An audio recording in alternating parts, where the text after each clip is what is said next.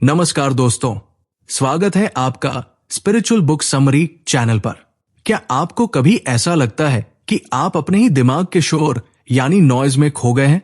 क्या आप सच में फ्री महसूस करते हैं या पुरानी आदतें, डर और तनाव आपको जकड़े हुए हैं?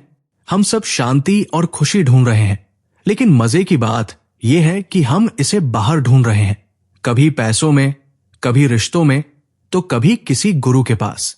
लेकिन क्या हो अगर मैं आपसे कहूं कि जो जवाब आप पूरी दुनिया में ढूंढ रहे हैं वो सिर्फ एक जगह है, और वो जगह है आप खुद। आज हम जिस किताब की समरी के बारे में बात करने वाले हैं वो कोई साधारण मोटिवेशनल किताब नहीं है। ये एक आईना, मिरर है। हम बात कर रहे हैं जे कृष्णमूर्ति की master the book of life के बारे में। स्कूल और कॉलेज में हमें मैथ्स, साइंस और इतिहास तो रटाया गया, लेकिन खुद को कैसे समझें, डर, फियर को कैसे खत्म करें और सच्चा प्यार, लव क्या है, ये हमें किसी ने नहीं सिखाया। जे कृष्णमूर्ति का मानना है कि जब तक आप खुद को नहीं समझते, दुनिया को समझने का कोई मतलब नहीं है। अगले कुछ मिनटों में हम इस किताब के जरिए ये जानेंगे कि कैसे हम अपने माइंडसेट को पूरी तरह बदल सकते हैं। इस किताब के अनुसार सच्चाई एक ऐसी जगह है जहां कोई रास्ता नहीं जाता, यानी आपको अपना रास्ता खुद बनाना है। तो अगर आप अपनी ओवरथिंकिंग को खत्म करना चाहते हैं और लाइफ को देखने का एक बिल्कुल नया और क्लियर नजरिया, पर्सपेक्टिव पाना चाहते हैं, तो ये वीडियो सिर्फ आपके लिए है। इस वीडियो को अंत तक जरूर देखिएगा, क्योंकि आखिर में हम उन गहरे सवालों के जवाब जानेंगे जो आपकी रूह को छू लेंगे और आपको एक नई क्लैरिटी देंगे। तो चलिए बिना देर किए शुरू करते हैं और खोलते हैं जिंदगी की इस किताब को। दोस्तों, चलिए सबसे पहले उस बुनियादी चीज पर बात करते हैं जो इस किताब का सबसे गहरा और शायद सबसे कड़वा सच है। इस पहले हिस्से को जे कृष्णमूर्ति ने कंडीशनिंग का नाम दिया है। अब यह शब्द सुनने में थोड़ा भारी लग सकता है, लेकिन इसका मतलब बहुत आसान है। जरा एक पल के लिए रुकिए और खुद से पूछिए, आप जो भी सोचते हैं, जो भी मानते हैं, या जिस तरह से आप दुनिया को देखते हैं, क्या वो वाकई में आपका अपना नजरिया है या ये सब आपको सिखाया गया है?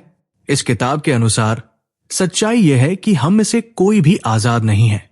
हम सब एक प्रोग्राम किए हुए कंप्यूटर या रोबोट की तरह हैं। लेखक का मानना है कि जैसे ही हम पैदा होते हैं, हमारा दिमाग प्रोग्राम होना शुरू हो जाता है। हमें बताया जाता है कि हम किस धर्म के हैं, किस देश के हैं, क्या सही है और क्या गलत है। हम खुद को हिंदू, मुस्लिम, ईसाई, भारतीय या अमेरिकी मानकर बड़े होते हैं। कृष्णमूर्ति कहते हैं कि ये सब हमारी कंडीशनिंग है। ये एक सॉफ्टवेयर की तरह है जो समाज ने हमारे दिमाग में डाल दिया है। हम बस उसी सॉफ्टवेयर के हिसाब से चलते हैं। अगर कोई हमारे धर्म या देश के बारे में कुछ कह दे तो हमें तुरंत गुस्सा आ जाता है। क्यों? क्योंकि हमें बचपन से यही सिखाया गया है। ये हमारा अपना विचार नहीं है, ये हमारी प्रोग्रामिंग है जो रिएक्ट कर रही है। आप इसे एक बहुत ही आसान उदाहरण से समझ सकते हैं। सोचिए, जब कोई आपको गाली देता है तो आप क्या करते हैं? आप तुरंत पलटकर जवाब देते हैं या गुस्सा हो जाते हैं। ये एक ऑटोमेटिक रिएक्शन है, बिल्कुल एक मशीन की तरह। बटन दबा और मशीन चालू हो गई। लेखक कहते हैं कि अगर आप अपनी मर्जी से नहीं बल्कि अपनी पुरानी आदतों और यादों के हिसाब से काम कर रहे हैं तो आप जिंदा नहीं हैं, आप बस रिपीट कर रहे हैं। हम हमेशा अपने पास्ट यानी अतीत के बोझ को साथ लेकर चलते हैं। हम आज को, इस पल को कभी भी नई आंखों से नहीं देखते। हम उसे अपने पुराने अनुभवों के चश्मे से देखते हैं। जैसे मान लीजिए आप किसी नए इंसान से मिले, आप तुरंत उसे जज करने लगते हैं। उसका कपड़ा कैसा है, वो कैसे बात कर रहा है। ये जजमेंट कहां से आया? ये आपके पुराने अनुभवों से आया। इस किताब में कृष्णमूर्ति हमें समझाते हैं कि जब तक हमारा दिमाग इस कंडीशनिंग से भरा हुआ है, हम कभी भी सच को नहीं देख सकते। हम बस वही देखते हैं जो हम देखना चाहते हैं। हम एक पिंजरे में हैं, और मजे की बात यह है कि हमें पता ही नहीं है कि हम कैद हैं। हम सोचते हैं कि हम अपनी मर्जी के मालिक हैं, लेकिन असल में हम अपने डर, अपनी लालच और अपनी पुरानी परंपराओं के गुलाम हैं। तो अब सवाल यह आता है कि हम इस जाल से बाहर कैसे निकले? क्या हम इस प्रोग्रामिंग को तोड़ सकते हैं?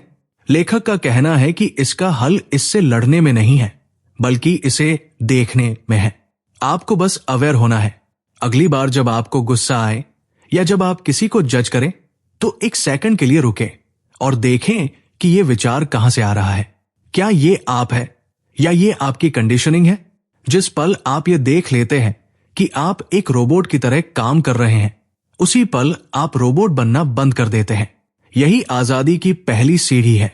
खुद को बिना किसी फिल्टर के देखना, बिना ये सोचे कि क्या अच्छा है या क्या बुरा, बस ये देखना कि मैं असल में क्या हूं। जब हम अपनी इन परतों को हटाना शुरू करते हैं, तभी हम उस चीज के लिए तैयार हो पाते हैं जो इस किताब का अगला सबसे महत्वपूर्ण हिस्सा है, और वो है सुनने की कला। तो दोस्तों, जब हमें यह समझ आ गया कि हमारा दिमाग पुरानी आदतों और कंडीशनिंग से भरा हुआ है, तो अब सवाल ये उठता है कि इस पिंजरे को तोड़ा कैसे जाए। इसका जवाब जे कृष्णमूर्ति ने अपनी किताब के इस अगले हिस्से में दिया है, जिसे वो सुनने की कला या दी आर्ट ऑफ लिसनिंग कहते हैं। सुनने में ये बहुत ही छोटी बात लगती है। आप शायद सोच रहे होंगे कि सुनना तो मुझे आता है, इसमें कौन सी बड़ी बात है। लेकिन लेखक का मानना है कि हम में से 99% लोग कभी भी सच में सुनते ही नहीं हैं। हम सिर्फ इसलिए सुनते हैं ताकि हम सामने वाले को जवाब दे सकें, या फिर हम सुनते वक्त मन ही मन ये फैसला कर रहे होते हैं कि सामने वाला सही बोल रहा है या गलत। इस किताब के अनुसार जब भी हम किसी की बात सुन रहे होते हैं, हमारे दिमाग में एक लगातार कमेंट्री चल रही होती है। हमारे पूर्वाग्रह, हमारी राय और हमारा ज्ञान हमारे और सामने वाले के बीच एक दीवार बन जाते हैं। कृष्णमूर्ति इसे स्क्रीन कहते हैं। जैसे ही कोई कुछ बोलता है, हम तुरंत उसे अपने पुराने अनुभवों से तोलने लगते हैं। अगर वो हमारी पसंद की बात करता है तो हम खुश हो जाते हैं, और अगर वो हमारे खिलाफ बोलता है तो हम तुरंत डिफेंसिव हो जाते हैं। लेखक कहते हैं कि ये सुनना नहीं है, ये तो बस अपने ही विचारों को दोबारा सुनना है। चलिए इसे एक रियल लाइफ उदाहरण से समझते हैं, जो हम सबके साथ होता है। मान लीजिए आपका किसी दोस्त या पार्टनर के साथ झगड़ा हो रहा है। जब वो आपसे अपनी शिकायत कर रहे होते हैं, तो क्या आप सच में उनका दर्द या उनकी बात सुन रहे होते हैं? नहीं। उस वक्त आपका दिमाग पूरी स्पीड से ये सोच रहा होता है कि अब मुझे इसके जवाब में क्या बोलना है, या मैं इसे कैसे गलत साबित करूं। आप उनकी बात खत्म होने का इंतजार कर रहे होते हैं ताकि आप अपना पॉइंट रख सकें। यही वजह है कि हमारे रिश्ते नहीं सुधरते, क्योंकि वहां सुनना हो ही नहीं रहा है। वहां सिर्फ दो लोग अपने अपने विचार एक दूसरे पर फेंक रहे हैं। कृष्णमूर्ति कहते हैं कि असली सुनना एक जादू की तरह है। जब आप बिना किसी जजमेंट के, बिना किसी राय के और बिना जवाब देने की हड़बड़ी के सिर्फ और सिर्फ सुनते हैं, तो एक चमत्कार होता है। उस पल में आपका दिमाग एकदम शांत हो जाता है। आप सिर्फ शब्दों को नहीं सुनते, आप उन शब्दों के पीछे छुपे एहसास और सच्चाई को भी महसूस करते हैं। ये ठीक वैसे ही है जैसे आप किसी संगीत को सुनते हैं या पक्षियों की चहचहाहट को सुनते हैं। वहां आप ये नहीं कहते कि ये सुर सही है या गलत, आप बस उस संगीत का आनंद लेते हैं। तो दर्शकों, इस जानकारी को हम अपनी लाइफ में कैसे उतारें? लेखक हमें एक बहुत ही गहरा चैलेंज देते हैं। अगली बार जब आप किसी से बात करें, चाहे वो आपके बॉस हो, आपके माता पिता हो या कोई दोस्त, तो कोशिश करें कि आप अपने दिमाग के शोर को बंद कर दें।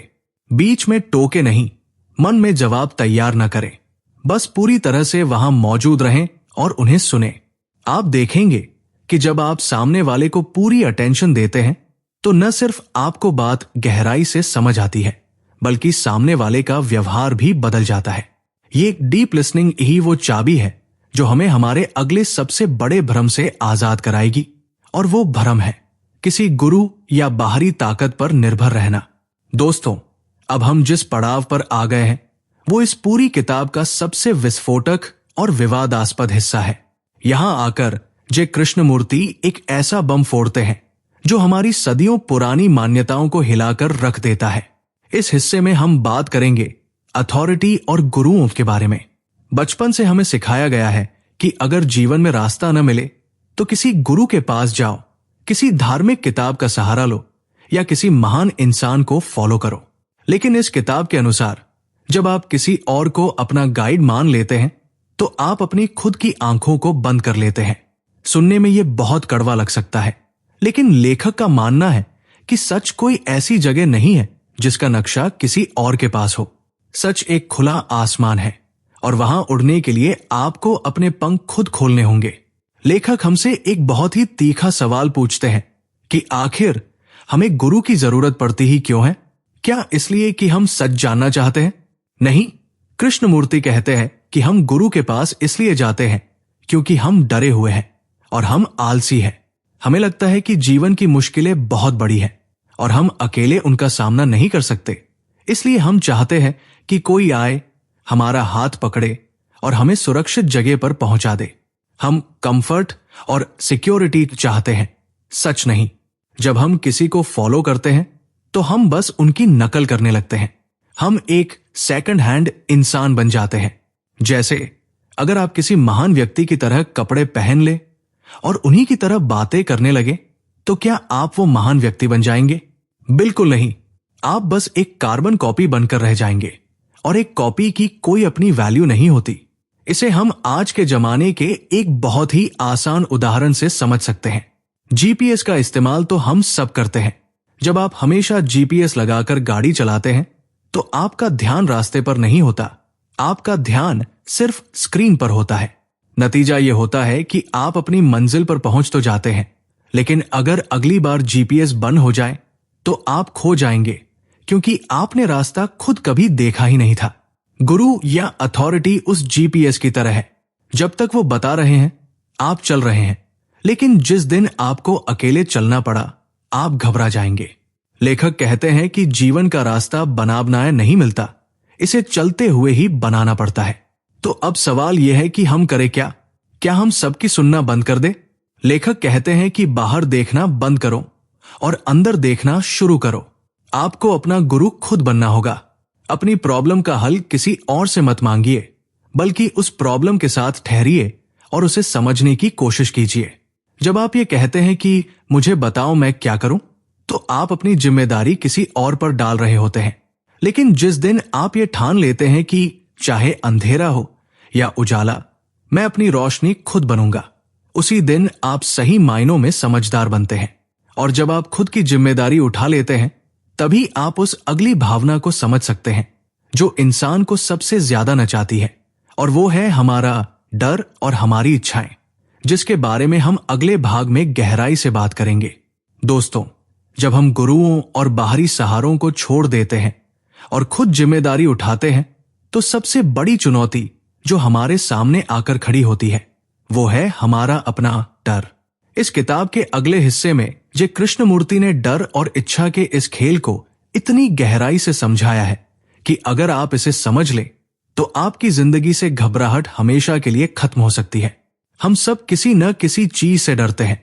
नौकरी छूटने का डर, बदनाम होने का डर, अकेले रह जाने का डर या फिर मौत का डर।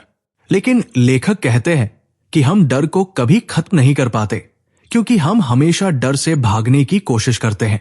जरा सोचिए, जब आपको डर लगता है तो आप क्या करते हैं? मान लीजिए आपको अकेलेपन से डर लगता है। आप तुरंत अपना फोन उठाते हैं, सोशल मीडिया स्क्रॉल करते हैं, टीवी देखते हैं या दोस्तों को कॉल करते हैं। कृष्णमूर्ति कहते हैं कि यह सब एस्केप यानी भागना है।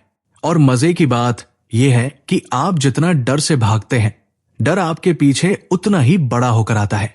लेखक का मानना है कि डर का असली कारण हमारी इच्छाएं और समय।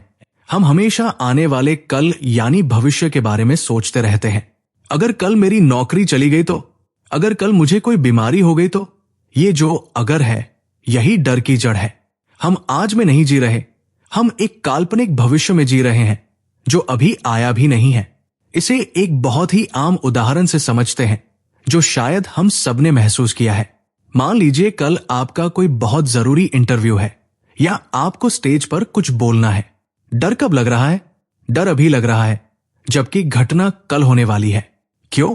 क्योंकि आपकी इच्छा है कि सब कुछ अच्छा होना चाहिए और आपका दिमाग आपको डरा रहा है कि अगर बुरा हो गया तो क्या होगा।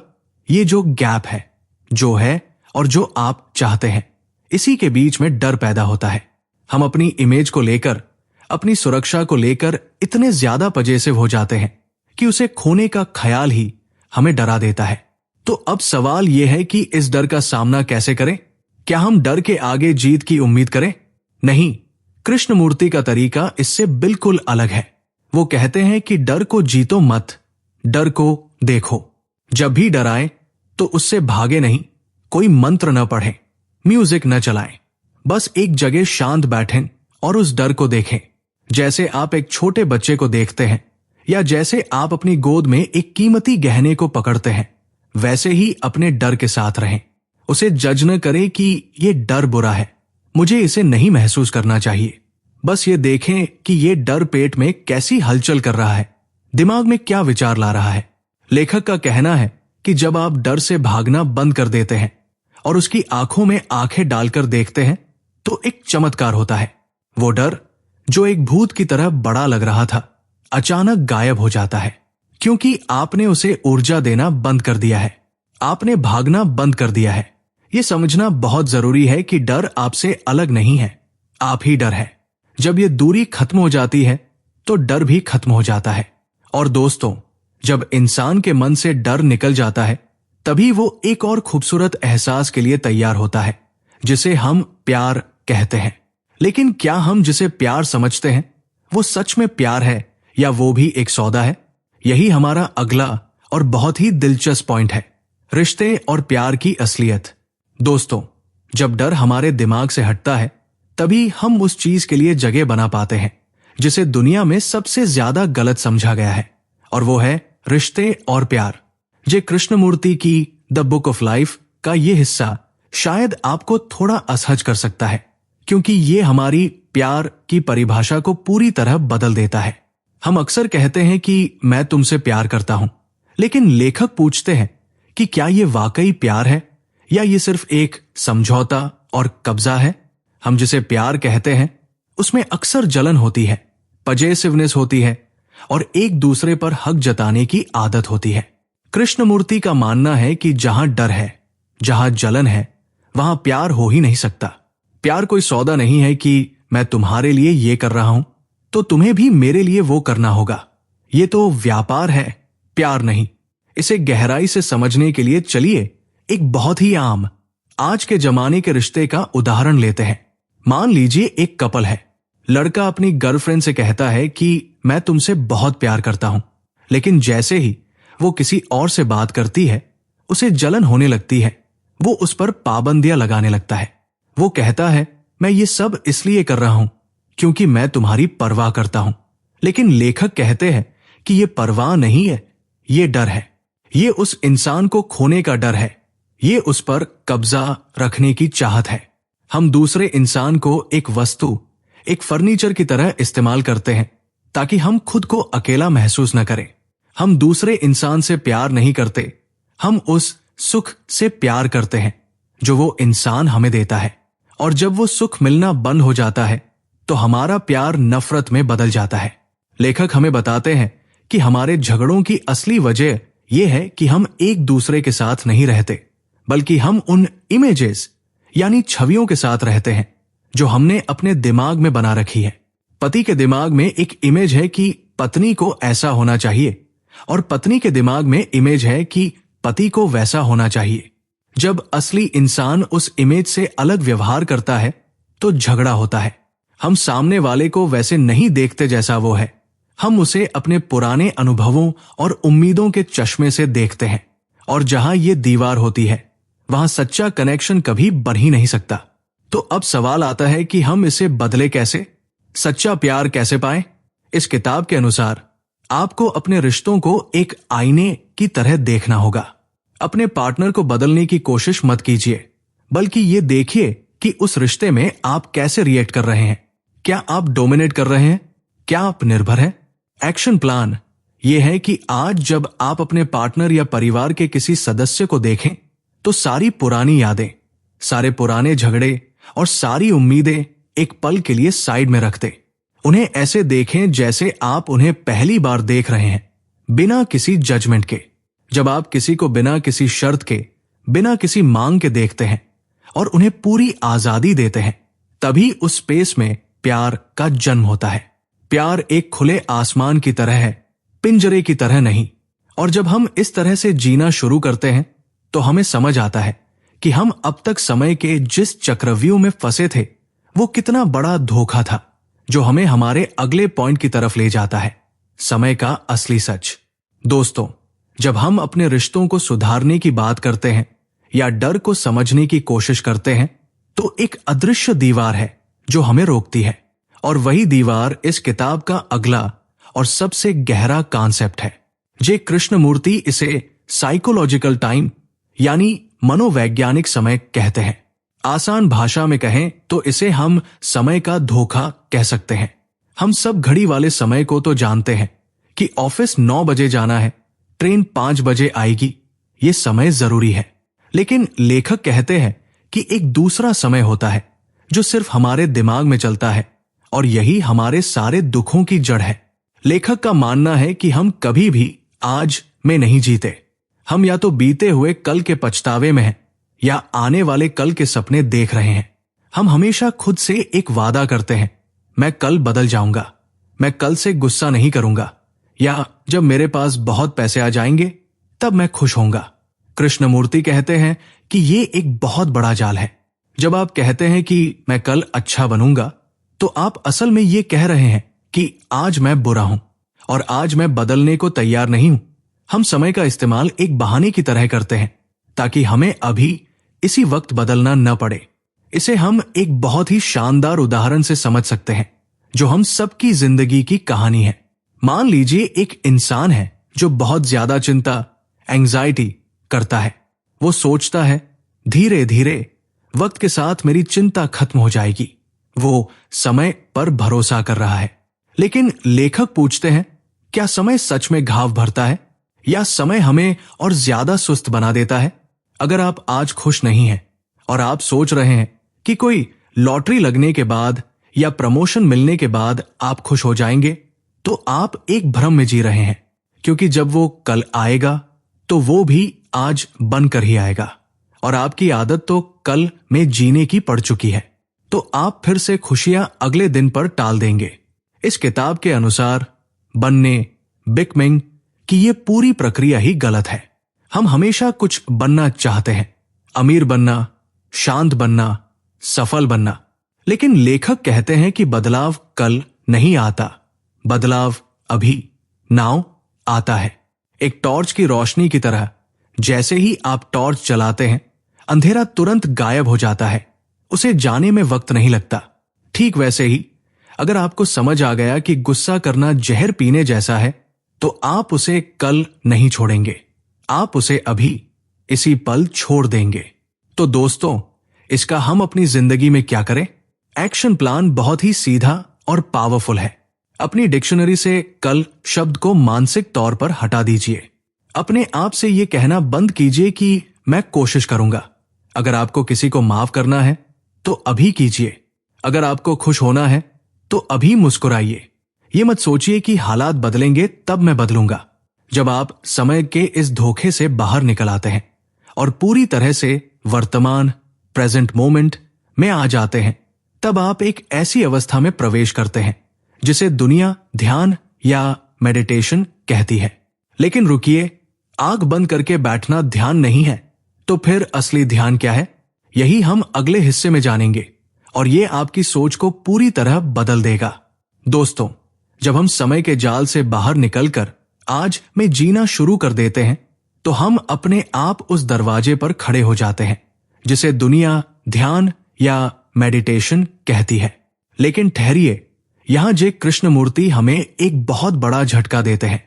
हम और आप सोचते हैं कि ध्यान का मतलब है सुबह जल्दी उठना, एक कोने में पालथी मारकर बैठना, आंखें बंद करना और किसी मंत्र का जाप करना या अपनी सांसों पर फोकस करना। लेकिन इस किताब के अनुसार ये ध्यान नहीं है। लेखक का मानना है कि ये तो बस एकाग्रता यानी कॉन्सेंट्रेशन है, और एकाग्रता में और ध्यान में जमीन आसमान का फर्क है। जब आप किसी मंत्र को बार बार दोहराते हैं या जबरदस्ती अपने दिमाग को चुप कराने की कोशिश करते हैं, तो आप असल में अपने दिमाग के साथ एक जंग लड़ रहे होते हैं। आप खुद को हिप्नोटाइज कर रहे हैं, आप खुद को सुला रहे हैं, जगा नहीं रहे। कृष्णमूर्ति कहते हैं कि असली ध्यान कोई एक्टिविटी या आदत नहीं है जिसे आप दिन में 20 मिनट करें और बाकी 23 घंटे फिर से बेहोशी में जिए। असली ध्यान तो 24 घंटे चलने वाली प्रक्रिया है। ये एक समझ है, एक होश है। लेखक कहते हैं कि ध्यान का मतलब है बिना किसी चुनाव के देखना, यानी चॉइसलेस अवेयरनेस। इसका मतलब है अपने विचारों को, अपनी फीलिंग्स को और अपने आसपास की दुनिया को बस देखना, बिना ये कहे कि ये सही है या गलत है। जैसे ही आप कहते हैं कि मुझे बुरे विचार नहीं चाहिए, मुझे सिर्फ अच्छे विचार चाहिए, आपने ध्यान को खो दिया, क्योंकि अब आप संघर्ष कर रहे हैं। इसे हम एक बहुत ही प्यारे और रिलैक्सिंग उदाहरण से समझ सकते हैं। कल्पना कीजिए कि आप किसी समुद्र के किनारे बैठे हैं या किसी पहाड़ पर सूर्यास्त देख रहे हैं। उस पल में क्या होता है? आप ये कोशिश नहीं करते कि मुझे इस सूरज को देखना ही होगा। आप बस उसे देखते हैं। आप इतना खो जाते हैं कि आप अपने ऑफिस की टेंशन, अपना नाम, यहां तक कि खुद को भी भूल जाते हैं। वहां सिर्फ एक शांति होती है। उस पल में कोई देखने वाला नहीं होता, सिर्फ देखना होता है। लेखक कहते हैं कि वही असली मेडिटेशन है। जब आप अपने बच्चे का चेहरा देखते हैं, जब आप एक फूल को देखते हैं या जब आप किसी की बात सुनते हैं, अगर आप उसे पूरे दिल और पूरे दिमाग से कर रहे हैं, बिना किसी और विचार के, तो आप मेडिटेशन में हैं। तो दोस्तों, इस गहरे ज्ञान को हम अपनी भागदौड़ भरी जिंदगी में कैसे उतारें? लेखक हमें एक बहुत ही सिंपल लेकिन पावरफुल सलाह देते हैं। कल से ध्यान करने की कोशिश मत कीजिएगा। जी हां, सही सुना आपने। कोशिश करना छोड़ दीजिए, बस जागते रहिए। जब आप खाना खा रहे हो तो सिर्फ खाना खाइए, फोन मत चलाइए। जब आप चल रहे हो तो अपने पैरों के एहसास को महसूस कीजिए। जब आपको गुस्सा आए तो उसे दबाने की जगह देखिए कि अरे, मुझे गुस्सा आ रहा है। बस उस गुस्से को देखिए, उसके साथ रहिए। लेखक का मानना है कि जब आप अपने मन के शोर को बिना लड़े सिर्फ देखते रहते हैं, तो धीरे धीरे वो शोर अपने आप शांत हो जाता है। और जब मन शांत होता है, बिना किसी जोर जबरदस्ती के, उस शांति में जो खुशबू आती है, वही असली आनंद है। और यही शांति हमें हमारे आखिरी और सबसे खूबसूरत पड़ाव तक ले जाती है, जो है असली आजादी और बदलाव, जिसके बारे में हम अपने वीडियो के आखिरी हिस्से में बात करेंगे।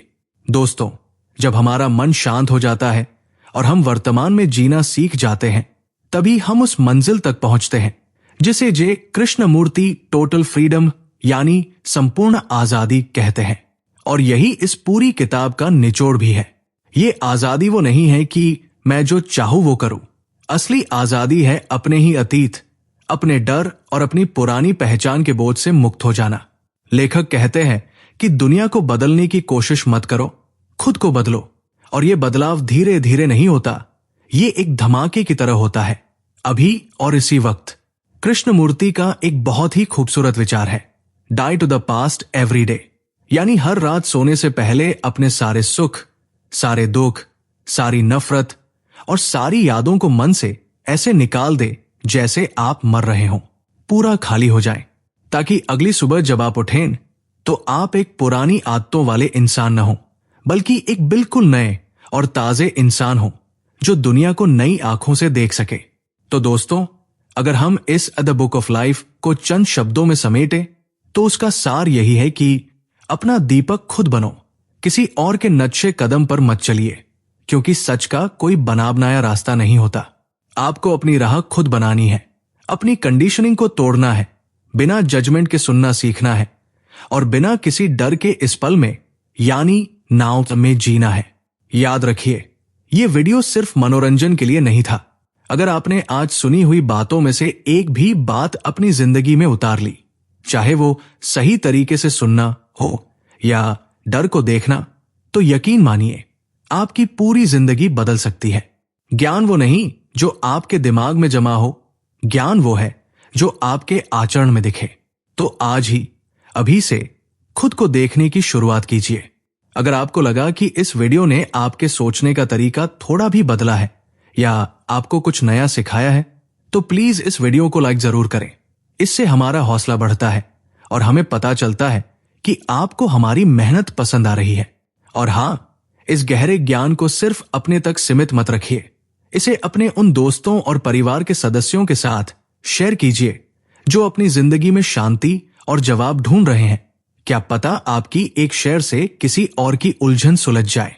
नीचे कमेंट करके हमें जरूर बताएं कि इस पूरी समरी में आपको सबसे दमदार और दिल को छू लेने वाली बात कौन सी लगी। हम आपके हर कमेंट को बहुत चाव से पढ़ते हैं और आप अगली समरी किस आध्यात्मिक या सेल्फ हेल्प किताब पर सुनना चाहते हैं वो भी हमें कमेंट में लिख कर बताएं।